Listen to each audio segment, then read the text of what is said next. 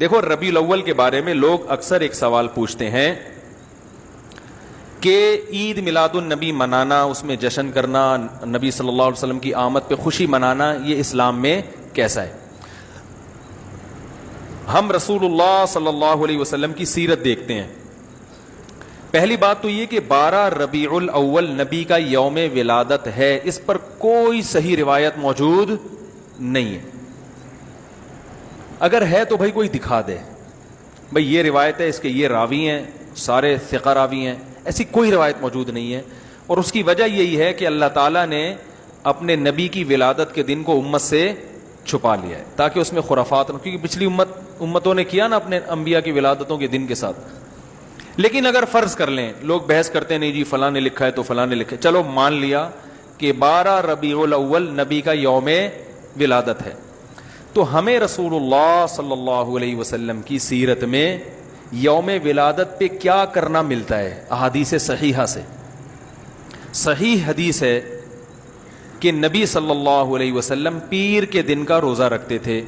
صحابہ نے پوچھا کیوں؟ آپ نے فرمایا یہ میرا یوم ولادت، پیر کو آپ پیدا ہوئے.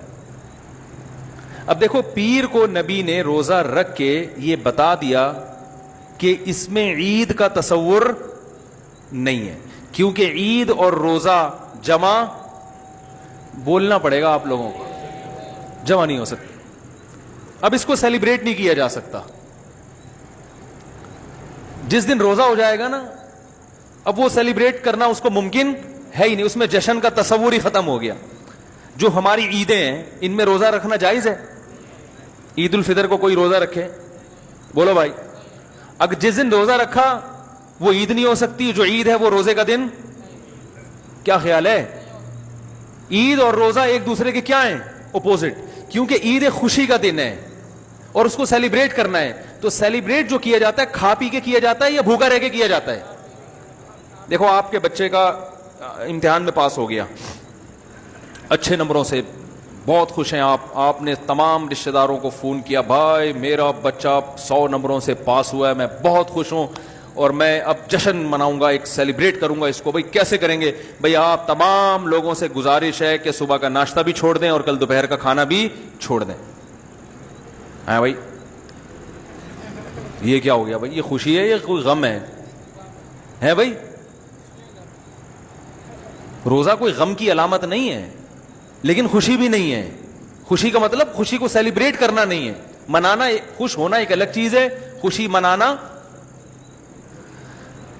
بھائی خوش ہونے پر تو ہم بھی کوئی پابندی نہیں لگا رہے کہ آپ 12 ربیع کو خوش ہو جائیں. مسئلہ ہے خوشی منانا.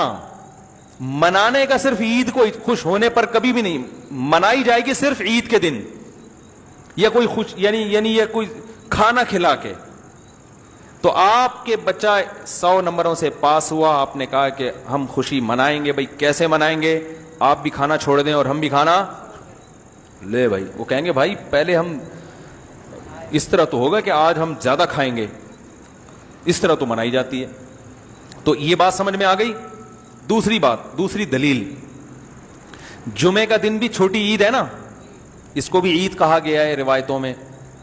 اسی وجہ اور عید کے بہت سارے احکام جمعے کے دن بھی لاگو ہوتے ہیں. غسل کر کے نہا دھو کے مسجد میں اجتماع ہوتا ہے، عید کے دن بھی غسل کر کے نہا دھو کے اجتماع ہوتا ہے. نبی جمعے کے دن بھی اچھے کپڑے پہنتے تھے، ہم عید کے دن بھی بولتے کیوں نہیں اچھے کپڑے پہنتے ہیں؟ جمعے کے دن بھی خوشبو لگا کے نہا دھو کے، عید کے دن بھی ایسے ہی. اور حدیث میں جمعے کے دن کو بھی روزے کے ساتھ خاص کرنے سے منع کیا گیا ہے. لا تختصوا لیلۃ الجمعۃ بصلاۃ ولا یوم الجمعۃ بصوم. حدیث میں آتا ہے جمعے کی جو رات ہے اس کو عبادت کے ساتھ خاص مت کرو اور جمعے کے دن کو روزے کے ساتھ خاص مت. جمعے کو روزہ رکھنا کوئی اضافی فضیلت نہیں ہے. ویسے جائز ہے روزہ رکھنا کہ آپ کی چھٹی جمعے کو ہوتی ہے اس لیے رکھ لیا تو ایک الگ بات ہے، لیکن اس کو خاص فضیلت دے کے رکھنا تو یہ مکمل عید تو نہیں ہے. اس میں عید کا لک بہرحال بولو بھائی ہے، خطبہ بھی ہے، جیسے عیدین میں خطبہ بھی ہوتا ہے، 2 رکعتیں ہیں، عیدین میں بھی 2 رکعت، تو لک ہے اس میں. اب ذرا ٹیکنیکل پوائنٹ کو سمجھیے گا آپ لوگ. یہودی سب سے پرانی قوم ہے، ان کے لیے جو مقدس دن تھا وہ کون سا تھا؟ ہفتہ، اور وہی ان کی چھوٹی عید تھا. समझ रहे हैं ना, उसी में वो इज्तिमा करते थे। ईसाई उसके बाद आए, उनके लिए कौन सा हुआ? इतवार को, जो हफ्ते के बाद है। मुसलमान उनके भी बाद आए, तो हमारे लिए कौन सा होना चाहिए था? पीर। और ये यौम विलादत भी था, तो इसको तो ज्यादा फजीलत होनी चाहिए थी ना भाई, अकली लिहाज से भी और जो हिकमत है उसके लिहाज से भी। अकली लिहाज से इसलिए कि वो पहले थे तो हफ्ता, फिर उसके बाद इतवार, तो अब हमारे लिए पीर। और इसलिए भी कि नबी का यौम विलादत है, तो ये बतरीक़े औला पीर के दिन को फजीलत मिलनी चाहिए थी, क्योंकि वो नबी का यौम विलादत है। लेकिन चूंकि उसमें ईद का कॉन्सेप्ट है ना, इसलिए पीर का नहीं हुआ, बल्कि रिवर्स करके कहां ले गए? जुमे की तरफ। तो पीर के दिन या नबी के यौम विलादत से ईद का कॉन्सेप्ट इस्लाम ने खुरच खुरच के निकाल दिया है कि इसमें ईद का कॉन्सेप्ट हो ही नहीं सकता, अपोजिट है उसका, रोजा है।